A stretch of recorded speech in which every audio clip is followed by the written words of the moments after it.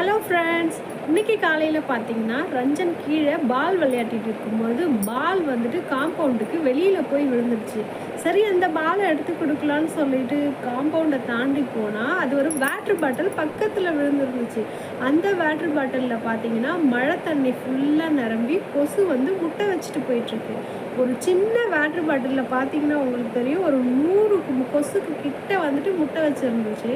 சரி, அதை அப்படியே விட்டுட்டு வந்தால் நம்மளை தான் பெருசாகி வந்து அந்த கொசு கடிக்கும்னு நினச்சிட்டு நான் அதை வலை எடுத்துகிட்டு போய் வடிகட்டி எடுத்துகிட்டு வந்து நம்ம மாலிங்களுக்கு இன்றைக்கி காலையில் பிரேக்ஃபாஸ்ட்டாக கொடுத்துட்டேன்.